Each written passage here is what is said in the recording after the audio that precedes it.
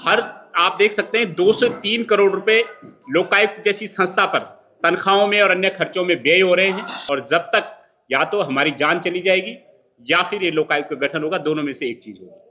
Vigilance बोल रही है कि साहब मुकदमा दर्ज करने की अनुमति दीजिए, कोई अनुमति दर्ज नहीं हो रही है। जून 2023 से लेकर के आज तक भी सरकार ने लोकायुक्त का गठन नहीं किया, हाईकोर्ट के कहने के बावजूद। आप सभी पत्रकार साथियों का आज की प्रेस वार्ता में बहुत बहुत स्वागत है। साथियों, आज राष्ट्रवादी रीजनल पार्टी में दर्जनों युवाओं ने पार्टी की सदस्यता ग्रहण की है। इससे राष्ट्रवादी रीजनल पार्टी के अंदर एक नई ताकत, एक नया जोश, एक उत्साह और ऊर्जा का संचार हुआ है। आज ही हमने राष्ट्रवादी रीजनल पार्टी का जो युवा प्रकोष्ठ के महानगर अध्यक्ष में सचिन साहा जी को मनोनीत किया है। इसके अलावा महिला प्रकोष्ठ में भी युवा प्रकोष्ठ की घोषणा की गई है। और इसके साथ ही बहुत जल्दी हम लोग जो हैं युवा प्रकोष्ठ की कार्यकारिणी सचिन साहा जी से हमने निवेदन किया है कि जितने जल्दी हो सके ये कार्यकारिणी युवा प्रकोष्ठ की यहाँ पर बनाइए।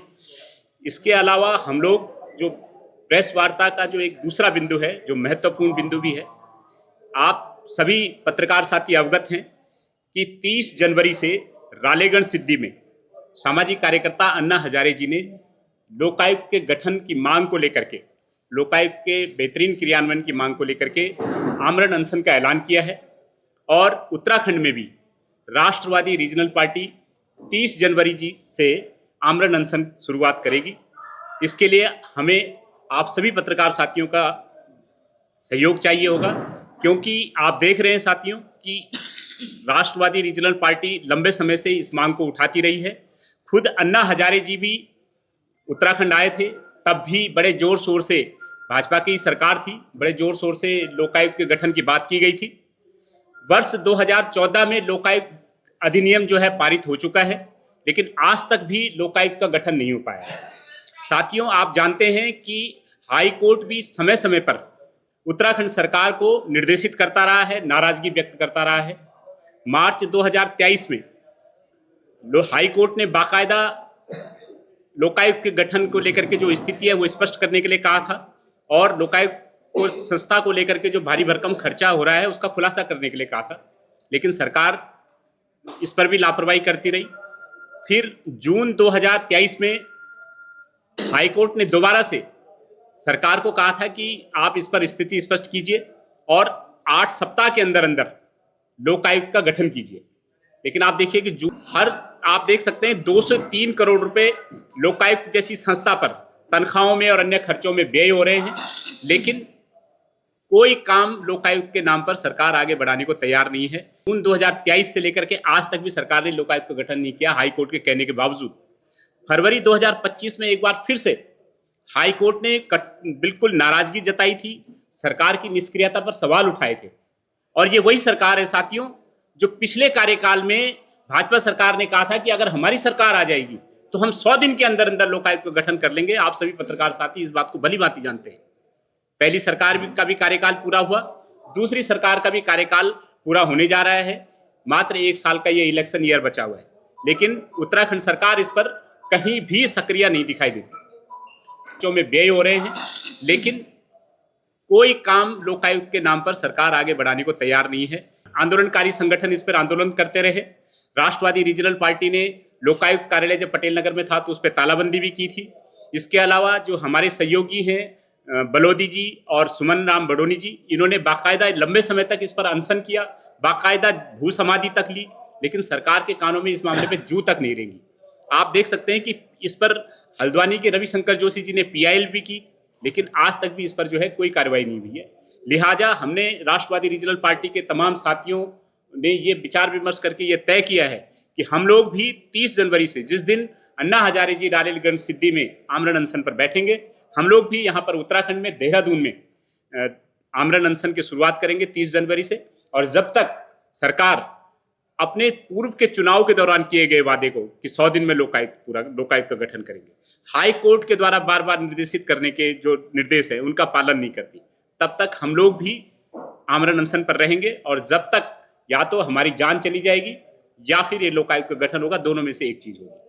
और इस पर हम लोग राष्ट्रवादी रीजनल पार्टी की ओर से जहां जहां भी प्रदेश भर में हमारे संगठन हैं, हमारे कार्यकर्ता हैं, हम सब जगह पर आंदोलन करेंगे और सरकार को इस बात के लिए मजबूर करेंगे कि इस लोकायुक्त का गठन किया जाए, क्योंकि आप देख रहे हैं कि दर्जनों फाइलें ऐसी हैं जो विजिलेंस की स्वीकृति की प्रतीक्षा में सचिवालय में धूल खा रही हैं फाइलें, लेकिन विजिलेंस बोल रही है कि साहब मुकदमा दर्ज करने की अनुमति दीजिए, कोई अनुमति दर्ज नहीं हो रही है।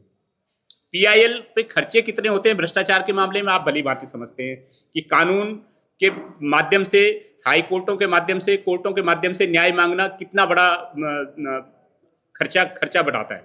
इसलिए एक लोकायुक्त एक ऐसी संस्था थी कि जिसमें व्यक्ति बड़ी आसानी से लोकायुक्त के पास जाकर के तथ्यों के साथ जाकर के अपनी बात रख सकता था, लेकिन सरकार ने जानबूझ करके 2014 में लोकायुक्त गठन के बाद अधिनियम के बावजूद भी इस पर कोई कार्रवाई नहीं की है, और इसमें कांग्रेस और भाजपा दोनों की दोनों सरकारें इसमें समान रूप से भागीदार हैं। दोनों पार्टियां नहीं चाहती कि यहाँ पर उत्तराखंड में लोकायुक्त का गठन हो।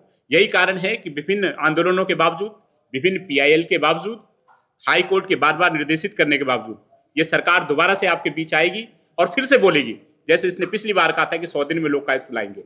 अब ये फिर से लोकायुक्त को लेकर के कुछ ना कुछ बरगलाएगी। इसलिए हमें आप सभी साथियों का सहयोग चाहिए, मीडिया के साथियों का सहयोग चाहिए कि इस बारे में हमारा साथ दीजिए और सरकार की जवाबदेही सुनिश्चित कीजिए, करने में हमारा सहयोग कीजिए। बहुत बहुत धन्यवाद। केजरीवाल जी के नक्शे कदम पर चल रही है राष्ट्रवादी रीजनल पार्टी। एक अन्ना हजारे जी ने दिल्ली में केजरीवाल जी उपजा दी है, जहां भी क्या हालात उनको उठा के बैठी है।